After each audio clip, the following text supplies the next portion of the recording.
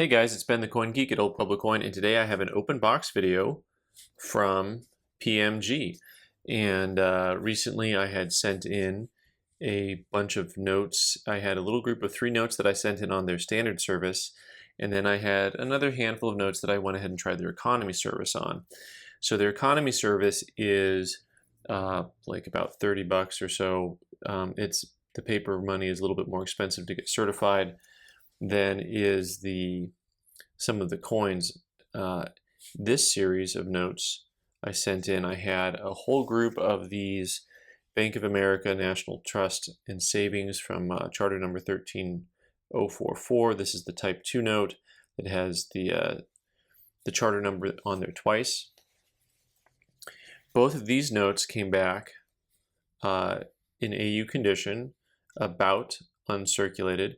It's interesting the difference in language between saying almost uncirculated and about uncirculated. About uncirculated kind of gives you the idea that, well, it's uncirculated-ish. And both of these notes are notes that I think we expected to come back almost uncirculated or about uncirculated.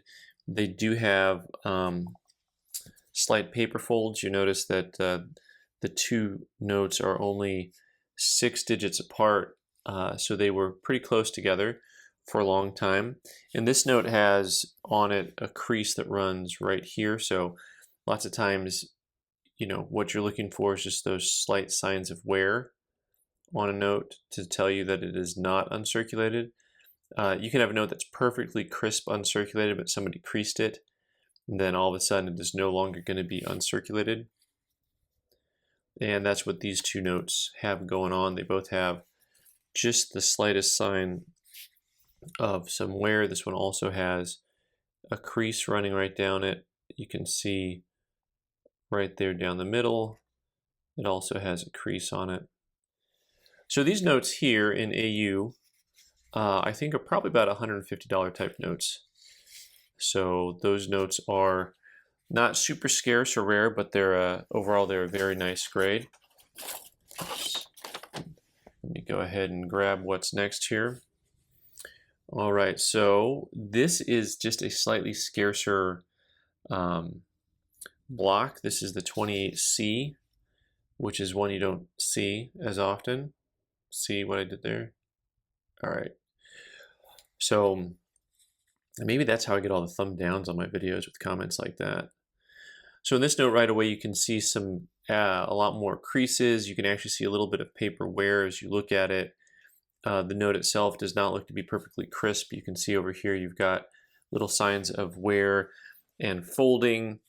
And as you look at the back of the note, it's a lot more obvious. You can see as you tilt it around, you can see lots of little signs of wear and folding on the note. But it's a note that gets a nice middle grade, the VF 35, not quite, and an extra fine on that note. So this note in this condition is approximately $150. It is a tougher note to come by from the series. These guys are referred to as funny backs affectionately by people in the coin, people in the coin collecting community. People in the paper money collecting community as well call them funny backs. And I'm not sure who first called them funny backs, but it's a pretty judgy nickname, isn't it? Judgy McJudgerton. Okay. Here we have another funny back, this 1928 series. Now this note is very crispy, very fresh, and we're going to go ahead and take a close-up look at, it's kind of hard to see sometimes, but the paper fiber, once they're in the holders, it's harder to see. It's definitely harder for me to film. If you look at a note up close, you can really see those paper fibers, how they stick out sometimes. And this one has really crisp corners, which you need to have a higher grade. They called this a 65. You want to make sure you have solid corners and good centering. One of the things that paper money guys grade by, and this is something that came out of kind of the stamp world, is centering.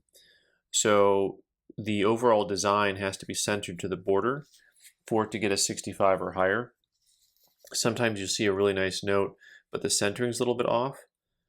And in that case, when the centering's off, it will not make the gem grades. So this is a note that in this condition is about a $100 note or so. You know, in lower grade, they're a lot less expensive. And but that note's a pretty good note. One of the things that I want to mention on this series of notes is that it only took about 6 weeks to get the notes back to me, which I was really impressed by. For using the economy service, it actually kind of snuck up on me. So I was happy to get them back so quickly. The last time I had used PMG's service, it took a long time to get the notes back. By the way, I can ruin the grading for you on both sides because they actually mentioned it on both sides. So choice uncirculated 63. Now this guy here, of course, 1935, one of the first issues of this style of note. In fact, this is the first issue where the date was off to the side instead of down at the bottom.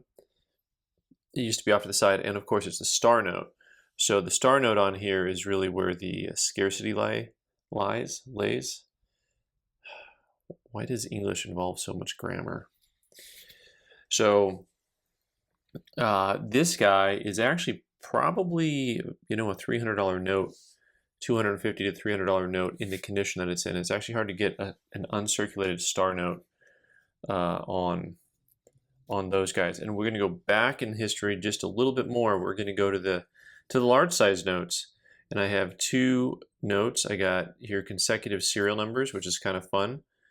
You know, on this 1923 series.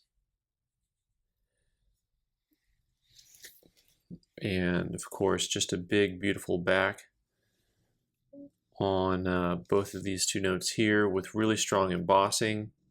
The embossing would be kind of like having a strong strike on a coin. You have strong embossing. So when you have strong embossing, you can really see and technically feel. Of course, once it's in a holder, you can't feel it, but the way that it strikes up and strikes through from one side to the next, you can actually kind of see and feel the imprint of the note just coming right through. You know, for example, here the seal is just kind of popping through on the backside. Really, really strong.